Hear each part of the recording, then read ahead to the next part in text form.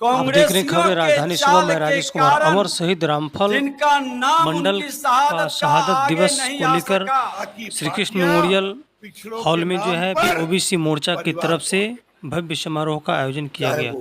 अखिलेश यादव, स्वर्गीय मुलायम सिंह यादव, तेजस्वी यादव हो या उनके पिताजी लालू प्रसाद यादव, पूरी ठाकुर जी को भारत रत्न किसने दिया? नरेंद्र मोदी की सरकार ने दिया ना।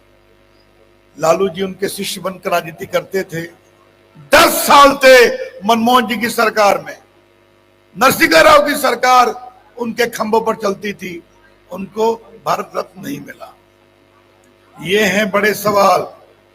अगर पिछड़ों का दिल से सम्मान करती है तो भारतीय जनता पार्टी करती है, ये आपको समझना पड़ेगा।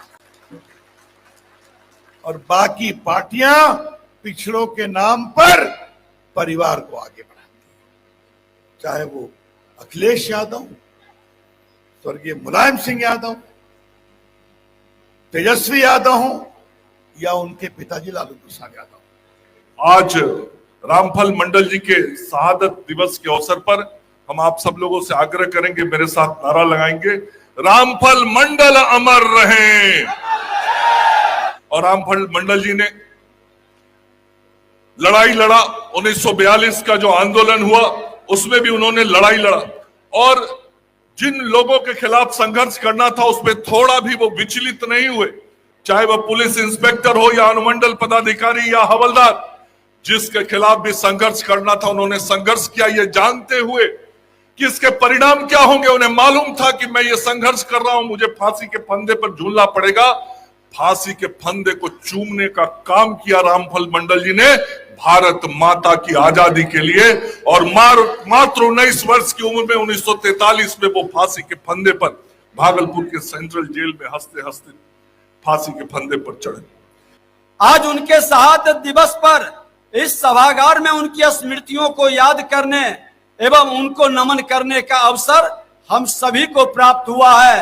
और इसके लिए मैं देश के माननीय प्रधानमंत्री नरेंद्र मोदी जी को हृदय से धन्यवाद देते हैं कि जो कांग्रेसियों के चाल के कारण जिनका नाम उनकी शहादत का आगे नहीं आ सका, देश के माननीय प्रधानमंत्री नरेंद्र मोदी जी उन वीर सपूतों को आज देश के सामने ला करके उनको श्रद्धांजलि अर्पित करने के लिए ही नहीं, उस समाज के लोग को गौरवान्वित होने का अवसर प्रदान किया। क्या हम लोग इन शहीदों के सपना को साकार करने के लिए आज सजग हैं क्या? हम आजादी की लड़ाई कैसे प्राप्त किए, ये किताबों में बहुत पढ़ाई जाती है। हम आजाद कैसे हुए, ये भी बताई जाती है।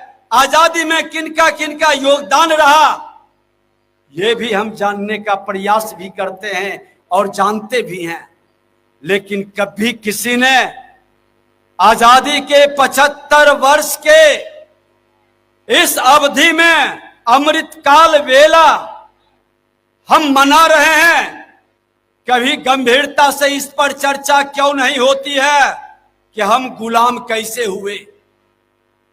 1000 वर्ष की गुलामी हमारी सांस्कृतिक विरासत को मिटा दिया, हमारे सांस्कृतिक सामाजिक ताना बाना को तोड़ दिया, हमारे समाज के वो उस माला को बिखर गया जिसको जाति के नाम पर लड़ाने का, समाज को तोड़ने का खेल खेला है। अपने स्वार्थ और राजनीतिक प्राप्ति के लिए, अपने राजनीतिक स्वार्थ की इच्छा पूर्ति के लिए समाज के अंदर नफरत का भाव पैदा किया है। ऐसे लोगों के बारे में जानने की भी जरूरत है कि हमको गुलाम किसने बनाया, कौन कौन सा कारक था जो हम गुलाम हुए और हमारे आज शहीद रामफल मंडल जी जैसे नौजवान सैकड़ों की संख्या में कुर्बानी दिए।